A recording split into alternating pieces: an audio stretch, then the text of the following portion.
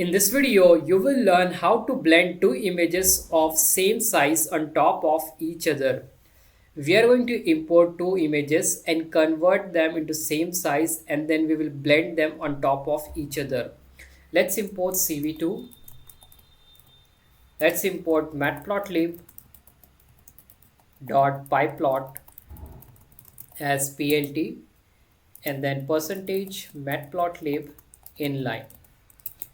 Now I'm going to load the first image and save it in the variable image1. So from CV2 I will call imread and then I will pass the image name, which is OpenCV logo png. As you know that the OpenCV reads the image into BGR format and we need to convert it into RGB. So let's convert this BGR into RGB color. So I will write here image1 and then cv2.cvt color.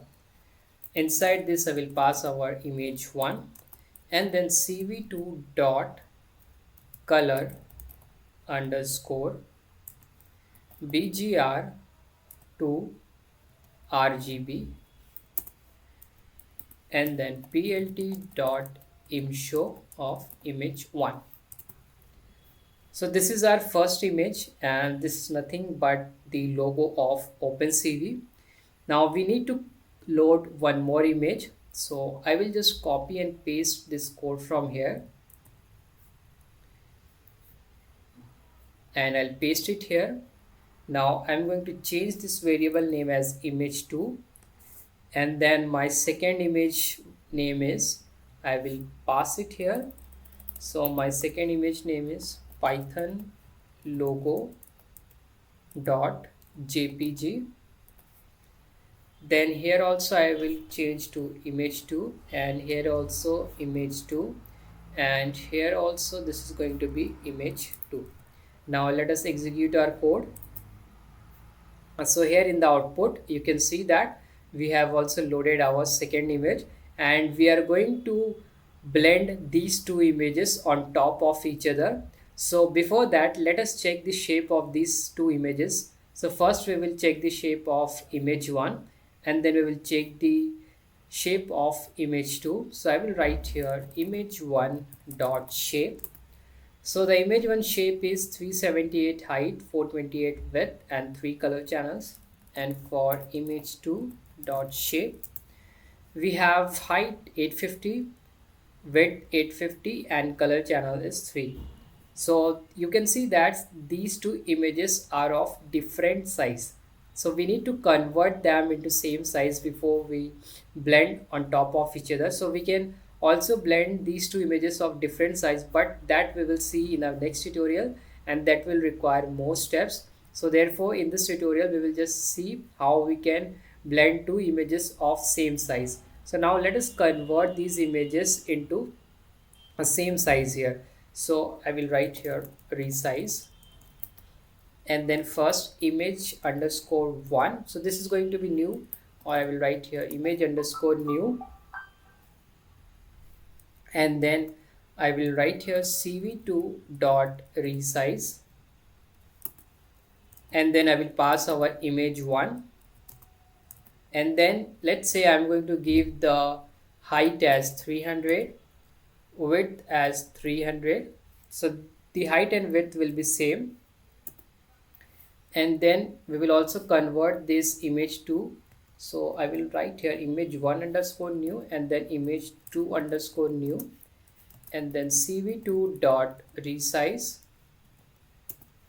Then I will pass here image2 and same height and width, that is 300 by 300. Now let us execute our code.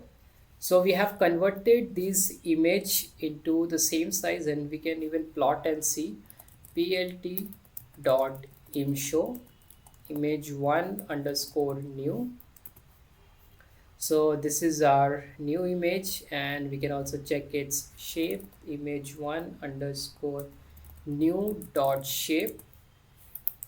So this is 300 by 300 and similarly we can do for image2. So I will write here image2 here. So this is the new image, and if I check its size, so I will just print it in a new line here. So I will make it image 2, and now you can see that both the images are of same size, their height and width are same, 300 by 300. Now let's blend these two images on top of each other. We will be using the function add weighted, and this function takes two important parameter alpha and beta. There's one more parameter gamma which is optional. Alpha and beta decide which image will look stronger after blending the image. So let us make one new variable, and when I will apply this function you will come to know the importance of the parameter alpha and beta. I'll make one new variable blended underscore image. Then I will call CV2, and from this I will call the function add weighted. This is the function. Then first is source 1. So this is the source, that is first we need to pass our image 1. So I will write here image 1 underscore new. Then the second parameter is alpha, and let's keep it 0.5 now, and I will explain you its importance. Then we have src2, that is the source image 2, and our image 2 is image 2 underscore new. So we are passing these two images, image 1 underscore new and image 2 underscore new. And then we have to give beta parameter here. Beta is equal to 0.5. We are keeping both the values same, alpha and beta. And then gamma is an optional parameter, so I'm going to keep it as 0.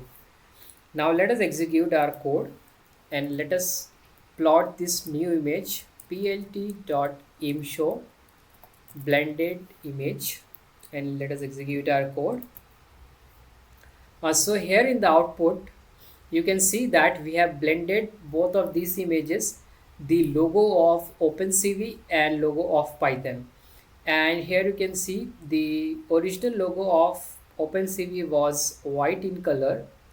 So this is white in color, but after blending it with the logo of Python, now it has become a kind of gray color. The background looks like gray. And now let us see the importance of these two parameters alpha and gamma. So alpha is for for the image 1, and gamma is for image 2. So now I want to make the image 2, that is the Python logo, looks more stronger on this image. So for that I will change the value of beta. So I will change, or I will increase the value of beta.